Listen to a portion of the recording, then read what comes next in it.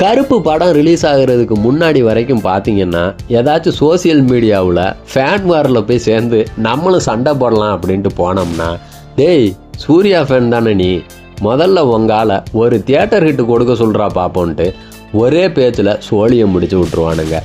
அவனுங்களுக்கு என்ன தான் சொல்லி புரிய வச்சாலும் மண்டையில் ஏறவே ஏறாது. டேய் எங்கள் தலைவன் நடித்தது எல்லாமே நல்ல படம் தான்டா, நெகட்டிவிட்டியை ஸ்ப்ரெட் பண்ணி படத்தை ஃப்ளாப் ஆக்கிடுறாங்கிறான்ட்டு நம்ம என்ன தான் முக்கி சொன்னாலும் அவனுங்க காதில் ஏறவே ஏறாதுங்க. அப்படி தான் போய்கிட்டு இருந்துச்சு.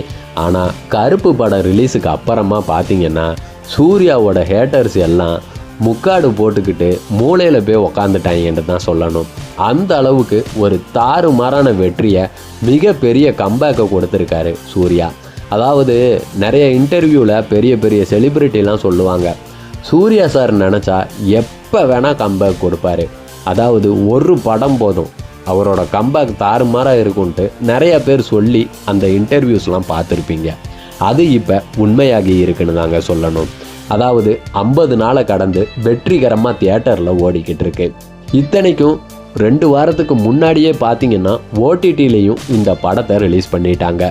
ஓடிடியில் ரிலீஸ் ஆனதுக்கு அப்புறமும் கூட தியேட்டரில் இந்த படம் வெற்றிகரமாக ஓடிக்கிட்டு இருக்கு. அப்படின்னா எந்த அளவுக்கு ஒரு மிகப்பெரிய வெற்றி படமாக அமைஞ்சிருக்குன்றத நினச்சி கூட பார்க்க முடியலைங்க. அவ்வளவு பெரிய வெற்றியை கொடுத்துட்டாங்க ஆர்ஜே பாலாஜியும் நம்ம நடிப்பின் நாயகன் தி ஒன் சூர்யா அவர்களும். இவ்வளவு பெரிய வெற்றி பெறும் அப்படின்ட்டு நான் கூட நினச்சி பார்க்கலைங்க. எப்படியாச்சும் ஒரு தியேட்டர் ஹிட்டு கண்டிப்பாக வந்துடணும் இந்த படம் அப்படின்றது மட்டும்தான் என் மனசில் ஓடிக்கிட்டு இருந்துச்சு. ஆனால் இவ்வளவு பெரிய தியேட்ரிக்கல் ஹிட் ஆகும் அப்படின்றத நான் நினச்சி கூட பார்க்கல. அதாவது 350 கோடி வசூலை பண்ணி இன்னும் ஓடிக்கிட்டு இருக்குங்க. தமிழ்நாட்டில் மட்டுமே பார்த்தீங்கன்னா 190 கோடி கிட்ட வசூல் பண்ணி இருக்கு. அதாவது இதுக்கு முன்னாடி இவ்வளவு கோடிகளை தமிழ்நாட்டில் மட்டும் வசூல் பண்ண நடிகர்களாக நம்ம சூப்பர் ஸ்டார் ரஜினிகாந்த், விஜய் இவங்க தான் இருந்தாங்க. இப்போ அந்த லிஸ்ட்டில் பார்த்தீங்கன்னா நம்ம நடிப்பின் நாயகன் சூர்யாவும் சேர்ந்துருக்காரு. இதுக்கு மேலேயும் சூர்யாவை பார்த்தீங்கன்னா தியேட்டர் ஹிட் கொடுக்க முடியுமா அப்படின்ட்டு யாராச்சும் கேட்பாங்களா? சத்தியமாக கேட்க மாட்டாங்க.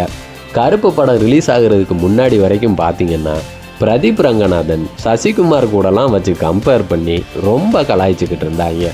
அதுவே கருப்பு படத்துக்கு அப்புறம் சூப்பர் ஸ்டார் ரஜினிகாந்த், தளபதி விஜய் கூட வச்சு கம்பேர் பண்ண ஆரம்பிச்சிட்டாங்க. இதுதாங்க சூர்யா. தி ஒன் அப்படின்ற டைட்டில் இவருக்கு தான் கரெக்டாக பொருந்தும்.